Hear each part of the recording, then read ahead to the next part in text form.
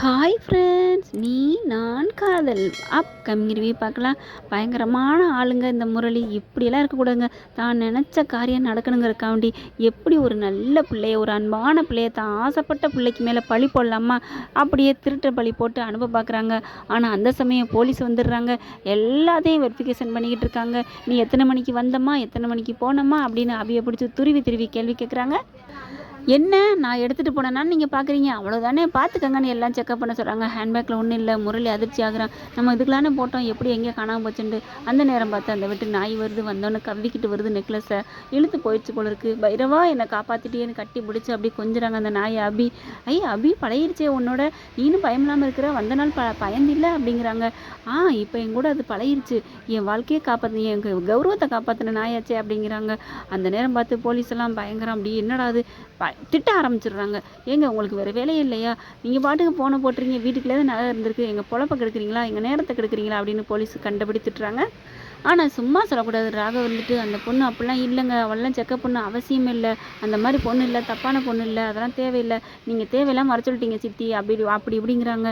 அப்படியே அசந்து போய் பார்க்குறாங்க ராகவ். பரவாயில்லையே, நம்ம மேலே இவ்வளோ நம்பிக்கை வச்சுருக்காரு அப்படின்னுட்டு வந்த போலீஸ் எல்லாம் நின்றாங்க. இனிமேல் பார்த்து இருந்தாலும் கால் பண்ணுங்கம்மா எங்களுக்கு அப்படின்ட்டு போயிடுறாங்க. அதுக்கப்புறம் இப்படி பண்ணிட்டீங்களே அப்படிங்கிற மாதிரி அப்படி முகத்தை திருப்பிக்கிறாங்க. பாட்டி இப்போ தெரியுதா, நான் இதுக்கு தான் வரமாட்டேன்னு சொன்னேன் பாட்டி அப்படிங்கிறாங்க. விடுமா, எனக்கா மன்னிச்சுக்கம்மா அப்படிங்கிறாங்க. உடனே அவங்க ஆகாசம்மா, இப்போ என்ன வீட்டில் ஒரு பொருளை காணோம்னா எல்லாம் யார் வந்தான்னு கேட்கத்தான் செய்வாங்க, அதுக்கு என்ன பண்ண முடியும் அப்படிங்கிறாங்க.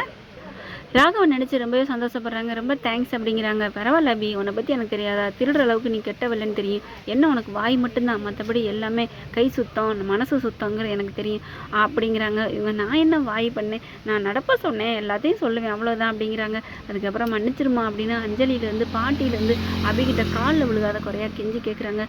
ஐயோ பாட்டி, என்னங்க மேடம் நீங்களாம் ஏன் மேடம் மன்னிப்பு கேட்குறீங்க, என் மேலே தப்பு இல்லைங்கிறது, என் மேலே ஒரு நல்ல ஒரு அபிப்பிராயம் வர்றதுக்கு ஒரு இது நடந்திருக்கு, இப்போ எல்லாரும் நம்பிக்கிட்டீங்களே, இப்போ எல்லாரும் புரிஞ்சுக்கிட்டீங்களே அப்படிங்கிறாங்க. அங்கே ராகவா சித்தப்பா இருந்துட்டு சரி விடுங்க, ஒரு பொருள் காணாமனா தேடுறது சகஜம் தான், இதுக்காலம் பெருசாக அலட்டிக்க வேணாம் அப்படிங்கிறாங்க. அடுத்து பார்த்தீங்கன்னா, ஏங்க ஃபங்க்ஷனுக்கு போகணும்னு சொன்னீங்களே அப்படின்னு அஞ்சலி சொல்கிறாங்க. எனக்கு மூட் அவுட் ஆயிருக்குமா அப்படிங்கிறாங்க. அபி வீட்டுக்கு போனதுக்கப்புறம் தான் முரளி வெளியில் வர்றாரு.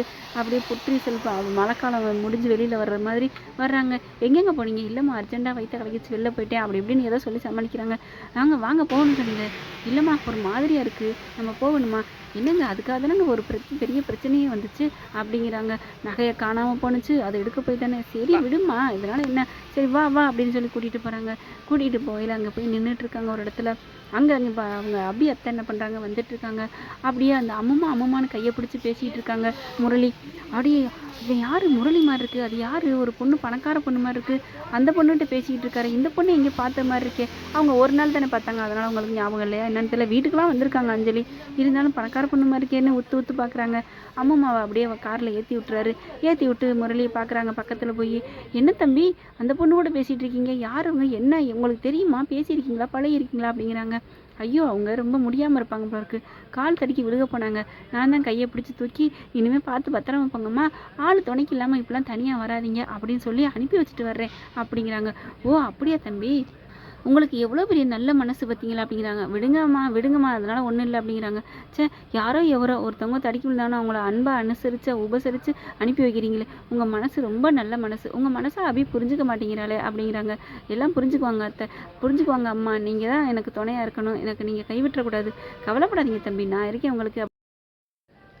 அபியத்தை அப்படியே முரளிக்கு ரொம்பவே சப்போர்ட்டிங்காக பேசுகிறாங்க. அந்த தைரியத்தில் போகிறாங்க. இவங்க மட்டும் நமக்கு சப்போர்ட்டாக இருந்து என்ன புண்ணியம், அபி நம்மளை புரிஞ்சிக்கவே மாட்டேங்கிறாளே அப்படின்னு நினச்சிட்டு இருக்காங்க. அடுத்து எப்படியாவது திட்டம் போட்டு அவளை அந்த வீட்டுக்கு வரவிடாமல் பண்ணணும் அப்படிங்கிறாங்க. வீட்டுக்கு போய் பேசினாலும் யாருமே நமக்கு பேச மாட்டேங்கிறாங்களே அப்படின்னு புலம்பிக்கிட்டு இருக்காங்க.